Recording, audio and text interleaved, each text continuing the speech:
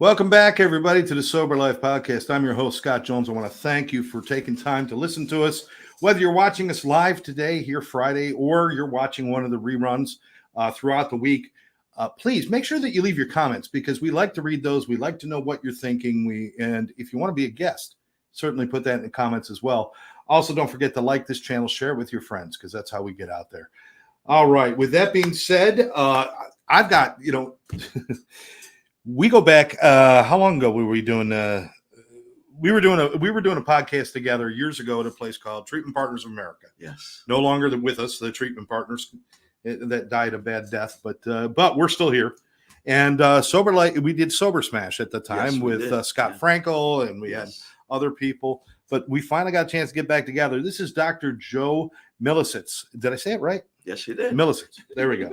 I just know him as Dr. Joe. Right. And you were a clinical director. I was doing programming, and we worked together. Yeah. And it's so good to see you, buddy. Yeah, it's good to see you too. I'm glad we're reconnected finally. It is great. It is great. And we both moved on and done other things. Yeah.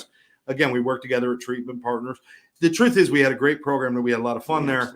It didn't quite work. It was a few things that just didn't work. But that's like most businesses. You got good ones, things don't work.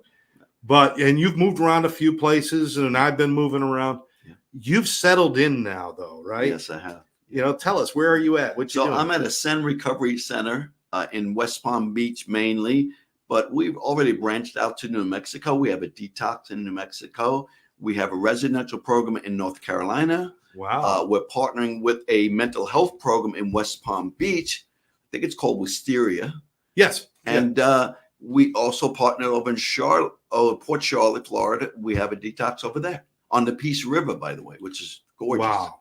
So Ascend is really branching out, partnering up with people, starting out on our own also. So we're building a nice little place based on a common ideal of treating people as an individual and treating people with dignity and respect. Now, Joe, you just said the magic word that people love to use on the internet now. Right. Individual program. Right. Yeah. We meet them where they're at, and they're using these terms, but people aren't doing it. Right. What is the difference between, doing it and not doing that? So the catchphrase "we treat people as individuals" is thrown around all over the place, but it's rarely done. Right. Most treatment centers treat people as a whole. They'll have a group with 25 people in a group. That is not a group. That is called a lecture. Yeah. I'm a licensed clinical social worker, and the National Association of Social Workers say that a group is 8 to 10 people. How they have a group with 25 people and are billing insurance, I hate to get political, but they're billing insurance for group therapy where you're sitting in a lecture and somebody's at the front of the room and there's 25, 30, 40 people in the group. So that right where kills the individual treatment, Right. So, but what it really means truly to treat the person as an individual would be to meet with each person, get an extensive history, find out where they came from, find out how they grew up, find out what environmental, social, family, relational issues affected who they are, and start to dissect them. Maybe there's family work that needs to be done. Maybe they were bullied in school, and as a result became either a mental illness or an addiction came out of it. So we've got to find where that individual started losing their identity, losing their sense of self, and we've got to start from there and rebuild it slowly. We've got to move past, correct me if I'm wrong, but we've got to move past this idea of we created one great program and everybody comes through and they're all going to get it. Right. It doesn't work. That's why we have such an abysmal success. If doctors had the success rate that rehabs have, nobody would go to a doctor. That's true. I'd take a chance with just hitting myself with a rock. Yeah. Instead. That's true. Yes. So, and it really is all about, we say, okay, we built this beautiful program based on what? Yeah. One individual? Okay, so now maybe 1 out of 50 people is going to understand what you're doing. Right. Yes. So that's, but it's a big ask to do individual stuff. Where does that responsibility fall? Well, it falls on every employee of that program, starting with the owners, starting with the business development people, also known as marketers, starting with getting the name out socially, case managers, everybody within that treatment center has a role and a part. And hopefully they're all on the same page. Yeah. And that's what we try to do at Ascend, is have everybody in the team on the same page. Look, there's a built-in conflict of interest in treating addiction and mental health, and that is financial. But understanding you have to keep the lights on and the doors open. Right. But finding that balance. Right. Because many times if you got money and healing in the same room, money wins. Right.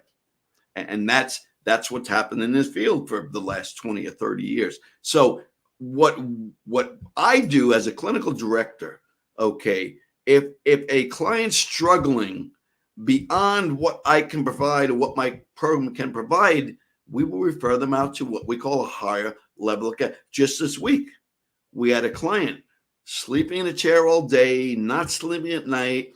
He was on Ozempic for diabetes and developed complications where he became dehydrated, wasn't drinking water, had to go to the hospital. So we referred him to a higher level of care, meaning a program that's mainly mental health based, right, and a residential program where he could stay there 24 hours. Now, he didn't want to go because he Ascend's model is small, boutique kind of treatment centers where everybody gets attention. And our programs are never more than 20 people. That's it. Yeah. We're not doing 100 clients, 120 clients. Right. Where friends of mine doing groups with 25, 30 people in it. Yeah, an occasional lecture is not a problem, but when every group is like that, that's a problem. That's right. That is a problem. Yeah, there are educational classes, educational groups where you're being taught. But you've got to know you've got facilitators who know how to engage that many people. Right. Many are not skilled enough to do that many people. True. PowerPoints and different things to keep them interested and keep them engaged. It's so important. And you mentioned something, and I want to get into this, and let's get into it now. We may as well. Yeah. The connection between mental health and addiction and mental health, yes, has now, after people have been kind of dipping their foot in the pool for a while, yes, now we're starting to understand this goes hand in hand. Absolutely. In 70, 80, 85% of the cases. Absolutely. We use the term co-occurring disorders. That could mean a substance use disorder, and it could also mean mental health disorder, bipolar, depression, borderline personality. Many of the psychiatric / psychological diagnoses really meet in the middle somewhere. And in the field now, it's important to treat both mental health and substance abuse, because the reality is most people that suffer with addiction problems, which we don't even use the term addiction anymore, by the way. It's called substance use disorder. Mm-hmm. That's the proper term. So there are no addicts. There are no alcoholics. Thank goodness. There are no heroin addicts. No such thing in the professional world. As a licensed clinical social worker, I can't use those terms. Well, it's one of those things that took the power away from the client. The minute I become addicted to a substance, I am no longer Bob. I am now an addict. Right. And it's like, that doesn't make any sense, because if Bob had cancer, you wouldn't call him cancer. Right. Yeah. So we've done that, and I'm glad we're doing that. Yes. Yeah. Every 10 years, the DSM is updated every 5 to 10 years. The Diagnostic and Statistical Manual is the psychiatric handbook. It's the Bible. It's what we bill on. It's what we use for labels. And this latest version, which is either 5, 6, I've kind of lost them. But the addiction is the word addiction is nowhere in that book at all. I think it's got to be number 6 now. Yeah. But yeah, you're right. It's I'm so glad. Well, and we're moving into such a great direction. But in the past, we did recognize that some people were suffering with anxiety and depression and other things, or maybe bipolar. Right. But the thought was, let's cure the addiction, and the other stuff will be okay. Right. But that's not. It's like fixing. If you got 2 broken feet, you fix them both. You don't fix just one. Exactly, and that's the approach. So therefore, therapists, counselors, group facilitators, I believe, our whole field of mental health / substance use disorder needs a lot of training, much more training. You get your master's degree, come out of school, that's great. You're qualified to get your license after 2 years. You're qualified to be a clinical director. But I'm sorry, what they teach you in school is the basics. Yeah. Yeah. You know how to do notes, you know how to do this and Right. that. Yes. But have you learned how to interact with somebody? Right. And have you learned how to take one person and another person and find the individual traits within each one? Absolutely. Those are almost like a chef's skill. Of You got to, you know, when you have enough salt, you know, when this and that. It becomes very interesting. So we got a couple of people watching right now. Let's see. Karen says, so awesome, Dr. Joe, Mr. Scott. Again, exciting. There we go. Ian Tracy's with us. It says amazing. Ian, what's up, buddy? We are grateful to have Joe Milisitz as owner and clinical director here with us. That's good. That's great. That's good. They should be grateful, actually. I mean, Ian, I know you're a good guy, but they should be grateful. You're one of the class acts in this world.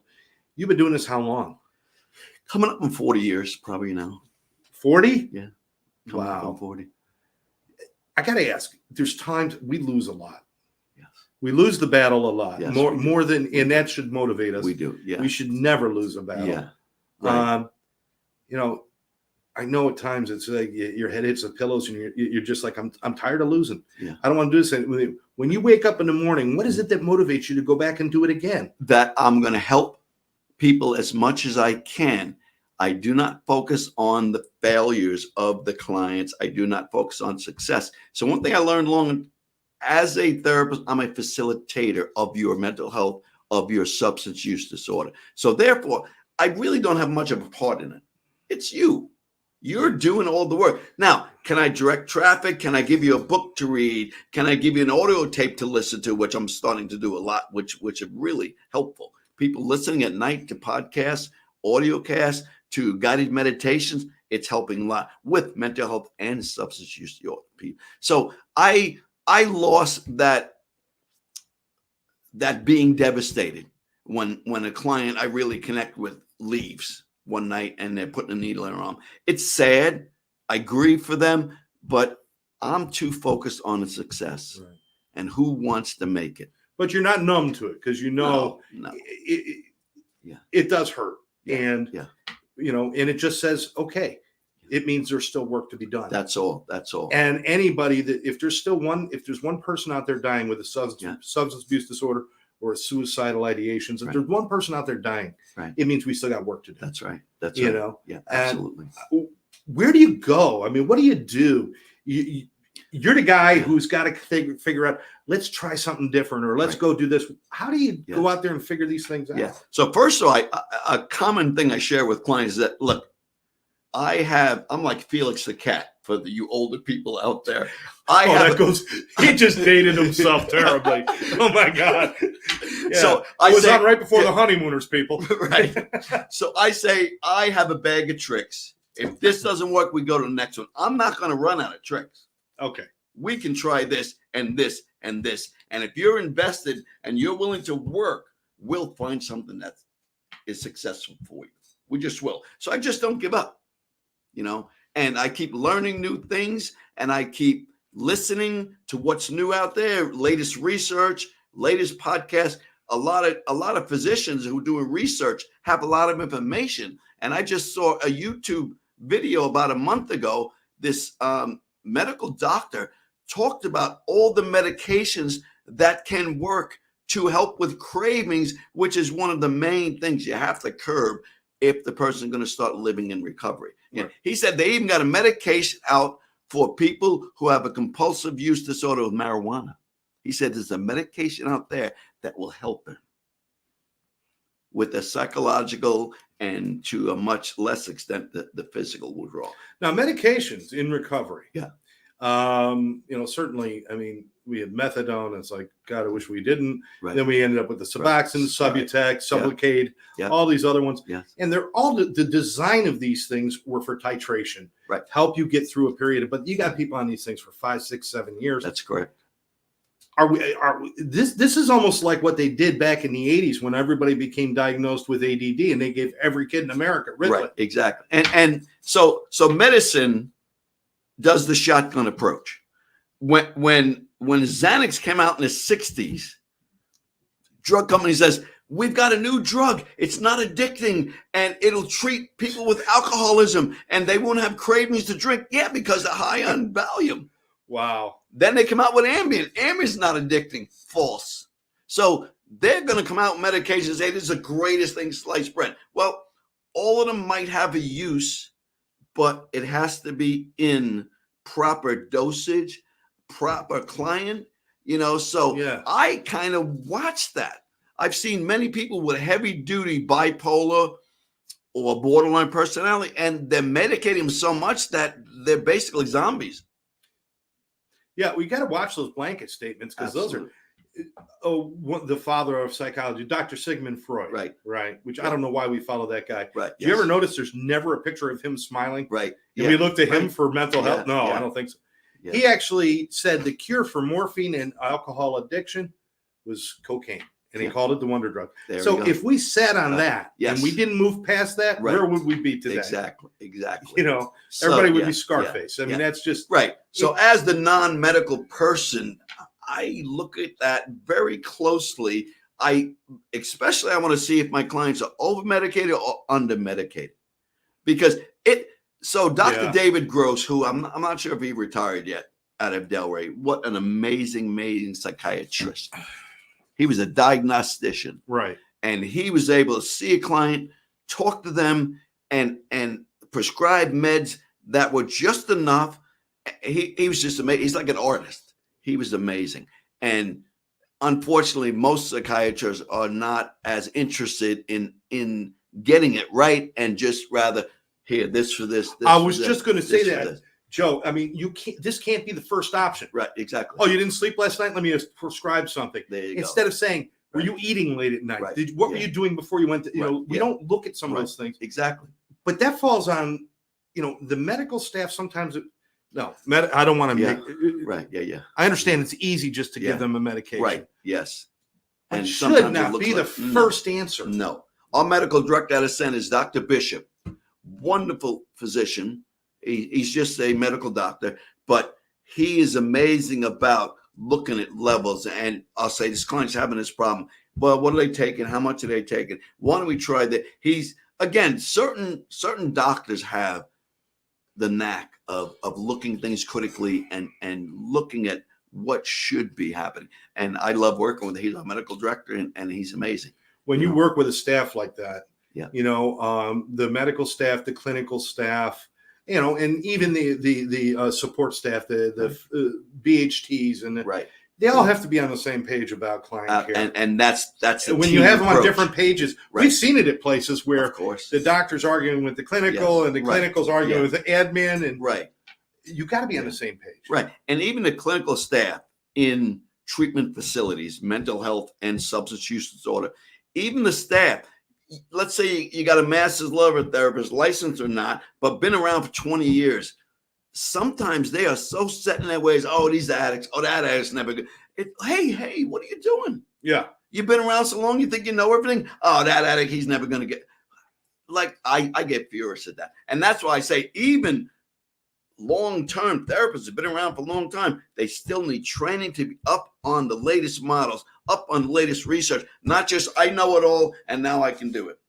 And it's like, I'm not like that. I don't want to be like that. We don't work in a system, Joe, where there is an absolute. Right. I would love it if we found one. If there was a panacea and absolute, it put us out of business. But you know what? I go out of business with a smile. Absolutely. We'd always find something else to do. But there's never that, which means you have to always remain open and always look for what we know is fact today is not going to be fact tomorrow. Right. Yeah. Because we're still learning.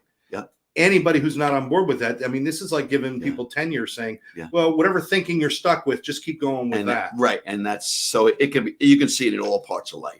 In any vocation or trade, people get to a certain level, they think they know everything, and they become complacent, and they actually become less effective. Right, is the fact.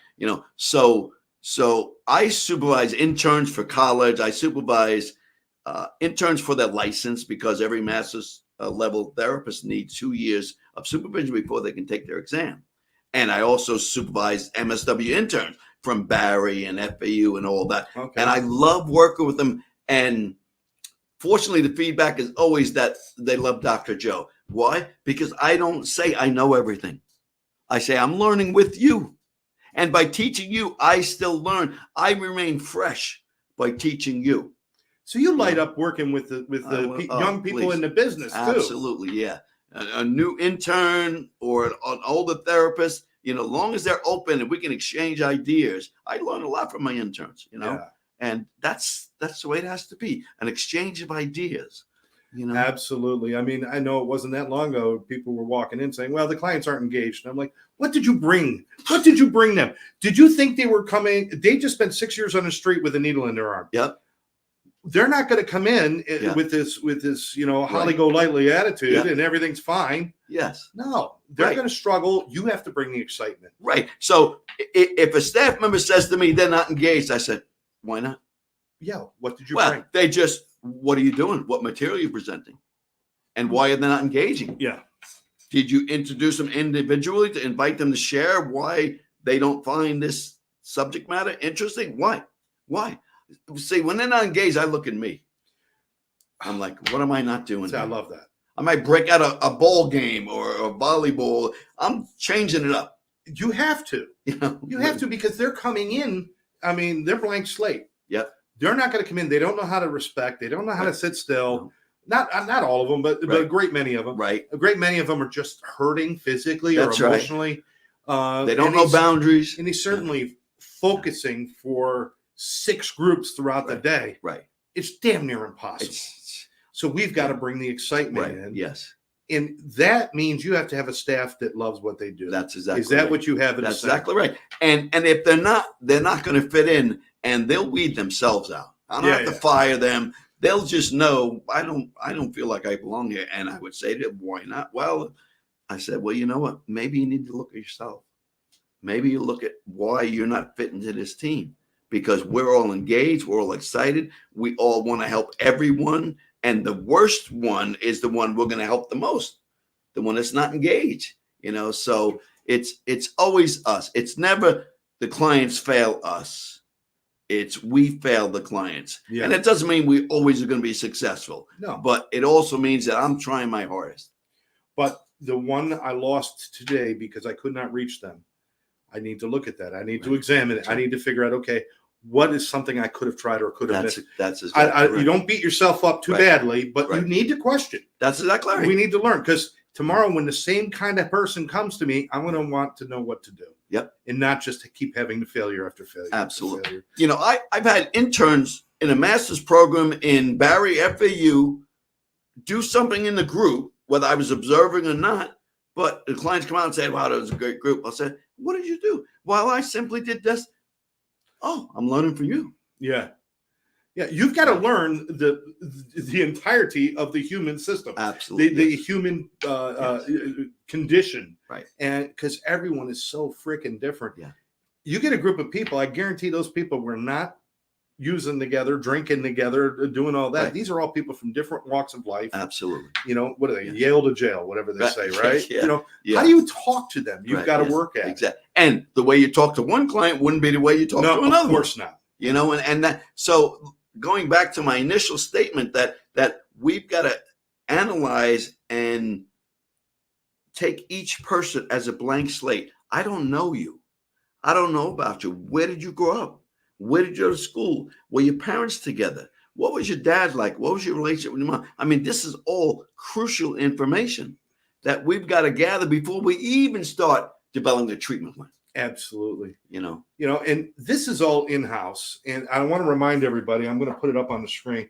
Karen was reminding me, I need to let you know that, do you remember my niece, Deanna? Yes. Yeah. 7 years. I sure do. 7 years. She's doing fantastic. God bless her. She moved out. She's living in Texas. She just got her motorcycle. She got her car license. She's doing great. And that's what put a smile on my face. That was huge. I knew her. She was struggling. She was a pain in the ass. Come on. Let's be honest. She was a pain in the ass. But reaching her was much different. She was very quiet. Yes. She was scared. She needed of every approach. Noise, everything. Absolutely. Yeah. And you got other guys out there just walking around. I'm going to kick your ass, and they're all like that. Yeah. How do you figured that out? Yeah. But I want to say this, that pay attention. Watch where you send your children. You know, people will research buying a new car more than they're going to research the rehab they're going to send their children to save their lives. Yes.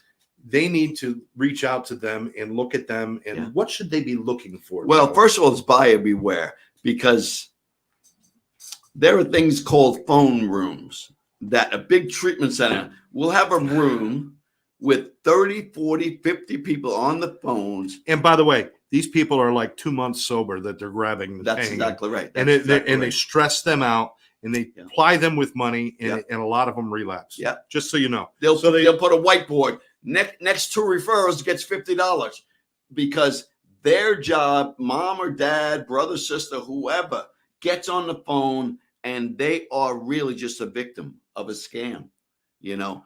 And then, oh, we got this, and we got this, and let me get your insurance information. You know, and once they check that, they're going in and checking that while they're on the phone, and they're ready. I can get a flight. I'll get a flight for your son or daughter tomorrow. Just show up at the airport, and boom, we'll have them here, knowing nothing about where they're going. Have you talked to anybody there? Have you talked to any staff there? Yeah. Have you seen a virtual tour of it? What? Well, I've seen parents. So it's like they're not sure which place they got sent to. Yeah. Yeah. And these people that are doing these kind of phone room things, there are some that are legitimately trying to do a good job. There are some out there. There are some. That's true. They're smaller and they're much more focused, Absolutely, and they really require more time. And they're more like helplines. They're more of a helpline. Exactly. Yeah. Their rule is Beautiful. You've got 90 seconds to get the insurance or hang up. That's what a lot of these phone lines do. Mm-hmm. So, but there are some good ones out there. But they'll lie. They'll say anything. Absolutely. You know, next thing you know, they're in, and the thing is, they say, well, listen. So what? I lied to them. At least they're at a place and they're going to get their lives. You know what? But you set them up for a guaranteed AMA.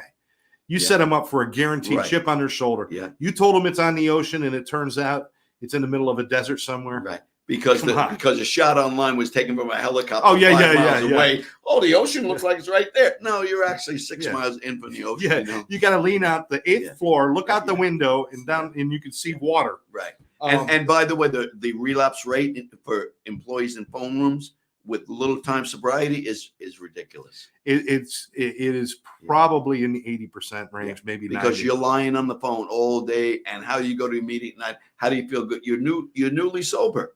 You don't know whether you're coming or going. Now you're lying all day, and you may have made $150 that day, but you can't feel good about It's important to build a life with some resonance of integrity. Absolutely. And certainly to build on yourself and not to fall into a place where somebody's telling you have to not be you. You've got to be this, and you got to lie, and you got. Yeah.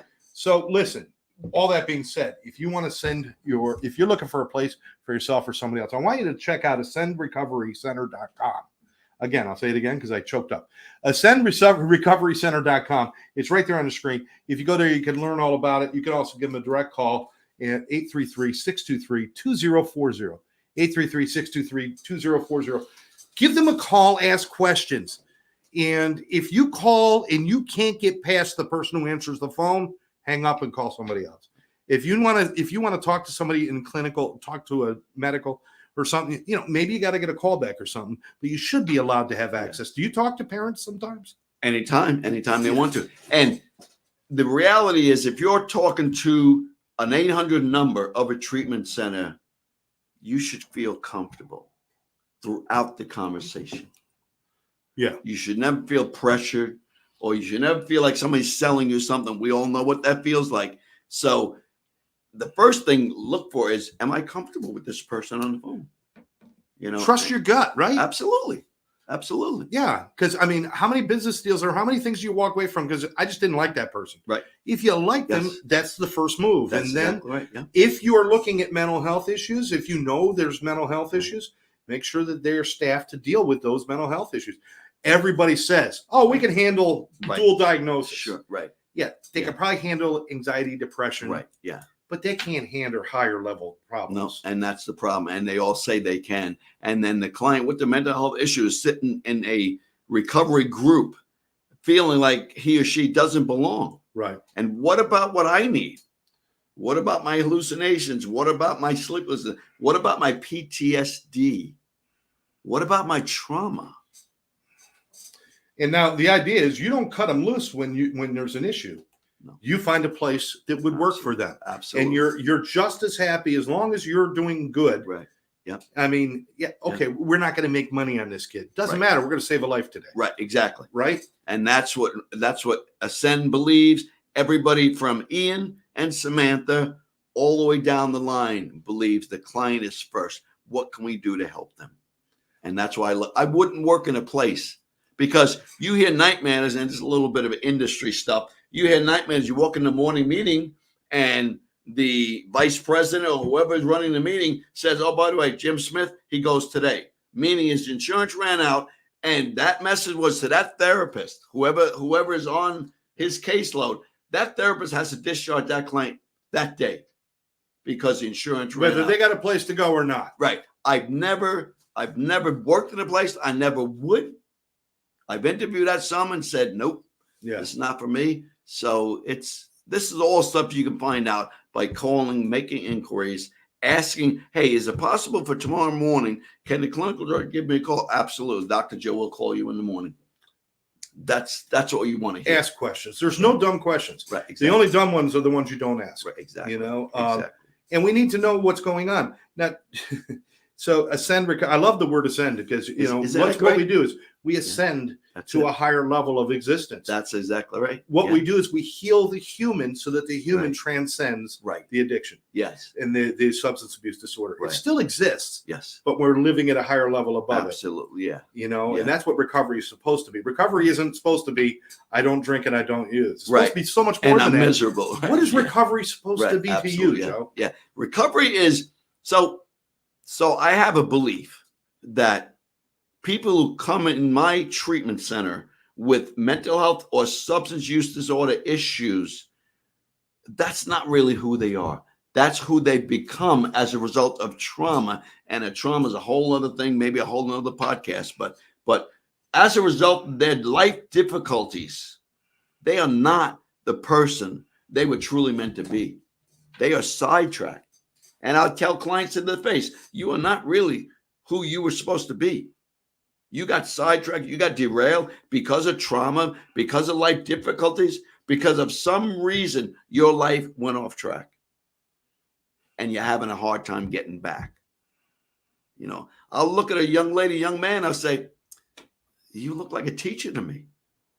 You talk about you like kids, you talk about you like learning. You should, and I'll tell people what I see in them. Yeah. And they're like, oh, really? I'm like, yeah. Well, they probably stopped seeing things in themselves a long time ago. That's exactly right, Scott. They've lost faith in themselves. They lost faith that they can actually do anything anymore. And with family, friends, employers who fire them, I mean, they get it from the world. You're worthless. You can't work anymore. We don't want to see you. Families have cut people off that are struggling with mental health and substance use. And they come in a lot of times just broken. Yeah. And I love to see them come in because as I help them to heal themselves and give them some self-esteem that they can hold on for themselves, and that's what makes me keep going in this field, actually. That's little victories. And for 40 years you've been doing it. And I know you've helped a lot of people, Joe. I hope so. I know you have. I hope so. And it's always been great to work with you and to have you around and just your spirit speaks highly. I mean, it's never been, when we were at TPA, it was never like we were all going to work and toiling. Right. It was like, we get to do something. We get to be a part of a miracle today for somebody. Absolutely. It's like a blessing, right? Yeah, it is. It is. So 40 years, I want you to go back 40 years or, around 40, when you first started doing this. Yeah. What was the climate like in the world out in the communities? As opposed to now, are we heading in the right direction or not? Yes and no. The professionals out there like me, and there are hundreds of thousands of them, we're heading in the right direction. When I came into this field, AA didn't believe in medication. Right. So if you tried to get a sponsor in Alcoholics Anonymous and you told them I was on medication for depression, they'd say, no, you don't need it. All you need is the 12 steps. So AA has finally come off of that over the years. And by the way, their changed. success rate lower than treatment centers too. Yes, yeah, because of that stubbornness. Yeah. But yeah, they say like 1 in 36 people that go to AA ever get sober. So, wow. But it's difficult. But hopefully we're growing. But that being said, the world is still ignorant. The world is still prejudicial. The world is still racist. The world is still sexist. We know what we live in. Right. It's sad that that's the state of this world, where I don't know about other countries, but in our country, we're so forward, but yet we're so backward in everything. And it's so I'm fighting that all the time. It's tough. And I know we've had improvements with stigma. Yes. We've had improvements. Yes. You can't get a good Hollywood role without going to 3 rehabs first. I mean, it's just, yes. It's standardized. Right. But we still kind of, it's like, okay, they had an alcohol problem, or they've got a depression problem, or but we still kind of say it with a whispered tone, and we still do it with not having any idea what to do. That's right. How many people have family members out there, or friends or loved ones that are suffering either from a mental health disorder or from a substance abuse disorder? Yes. And everybody's just like, well, if I say something, he's going to get mad. And then it's, it's sad. We need more education out there. Absolutely. So Michael Phelps was one of the first years to come out about his depression.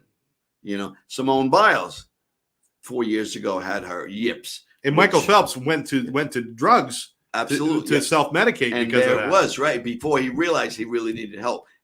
And he got therapy, he got the help he needed, and he's doing great now. He's really a spokesperson. And you're right, the Simone Biles thing was a national stage, or global stage. Right. When she walked away and said, I can't do this, and explained why. And how many people are still critical of her? What do you mean? That's your job. You're supposed to, even coaches, I hate to say it, even some of the coaches, she even said it. They were like, what? What's wrong with you? What's wrong with you? How about some compassion? I'm going through anxiety and depression. We see this all the time with kids going out and either committing crimes or even, God bless, murders or something. Yeah. And there's always a handful of people that say, Johnny's been a mess for a long time. Right. Well, why didn't you do something? Exactly. Yeah. Why aren't we doing something? Yes. This may be crazy. Tell me if I'm crazy. I would like to see education start in high school. Of course. For understanding the difference between sadness and depression. Of course. And absolutely. So that when they go home and they see their mom or their dad, they're struggling, they may have a little information, or when they see themselves or a friend, having basic knowledge about mental health should not be, it should be crucial and critical. It should be a curriculum.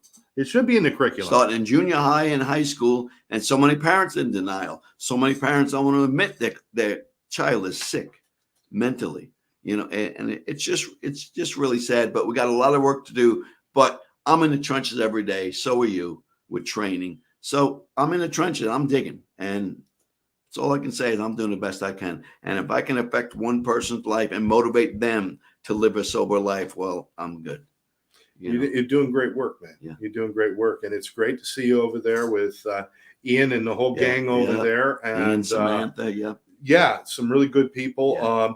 And I'm going to invite everybody, please, go to ascendrecoverycenter.com or call the number 833-623-2040 and find out more about Ascend, even if you just want to ask a question. Yeah.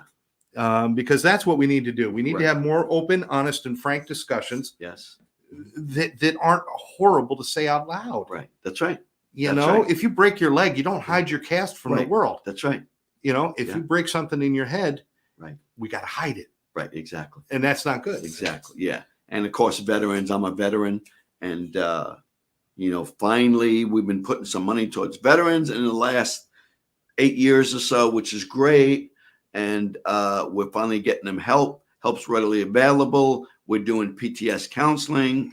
I'm proficient in EMDR, eye movement desensitization and reprocessing. EMDR is an incredible therapy to apply to PTSD. So I've taken the word trauma and changed it to life difficulties, because trauma's got that word, oh, you must have been in war, or you must have got raped, or beaten up.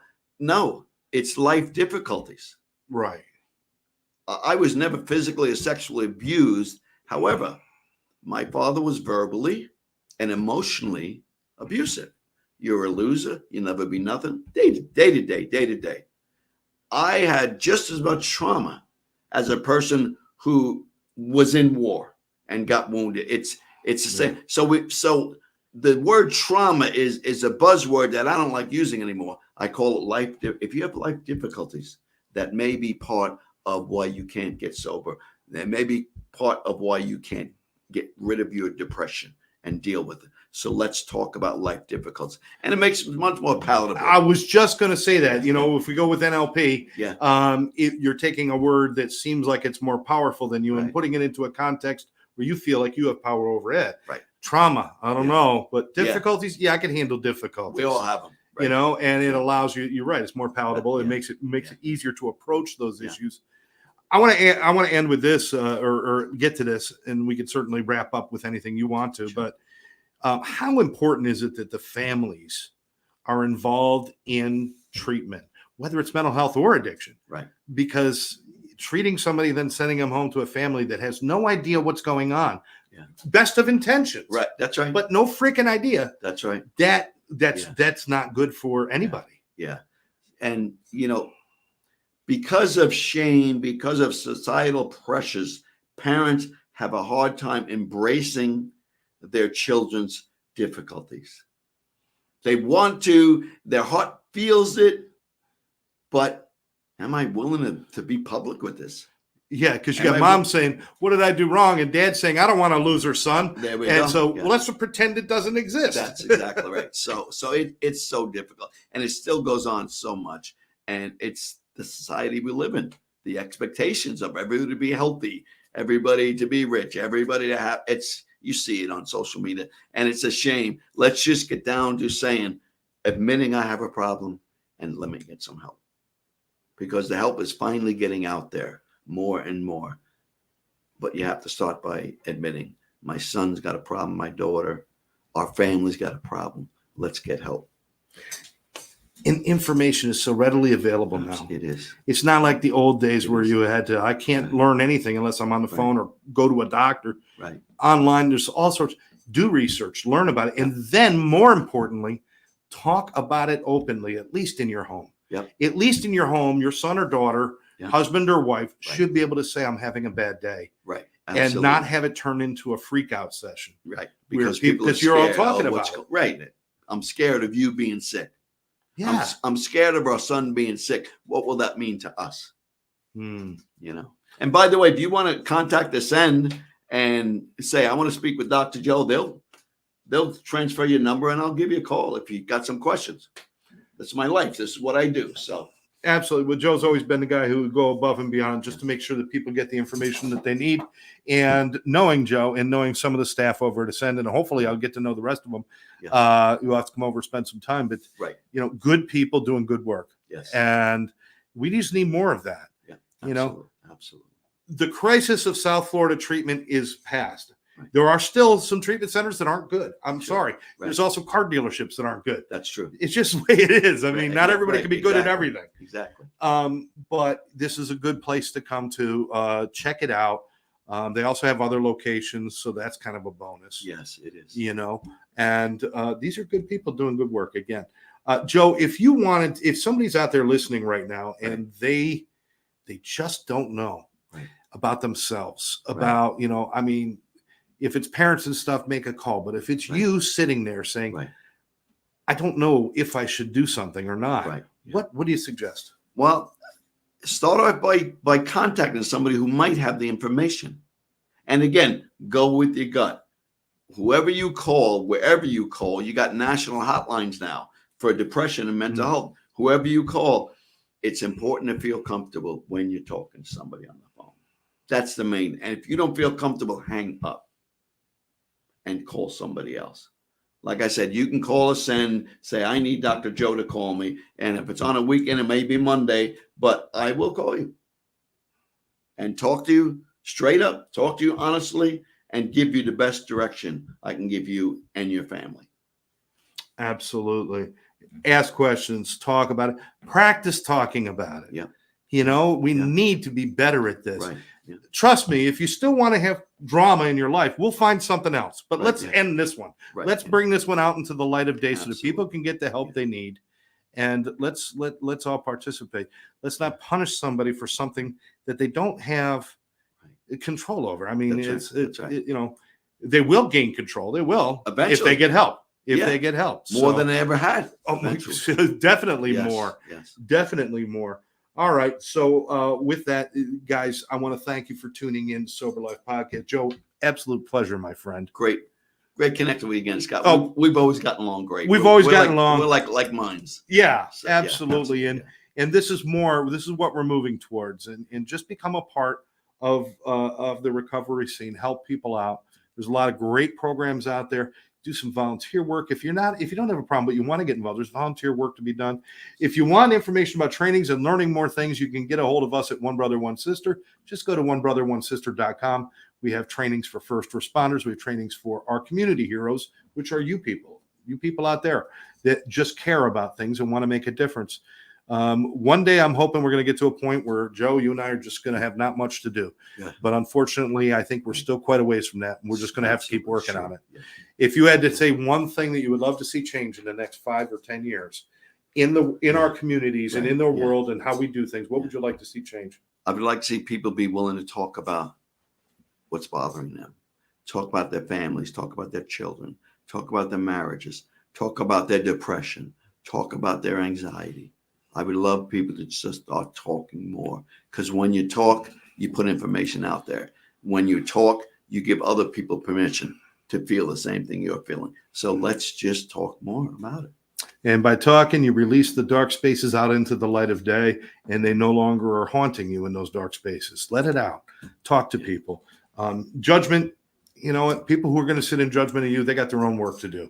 Just take care of you. Make that phone call if you need help. Sober Life Podcast brought to you by Sober Life Studios, One Brother, One Sister, and of course our friends. Today's podcast we're dedicating over to our friends over at Ascend Recovery Center, and of course Dr. Joe, their clinical director, and all the great people there. So check them out.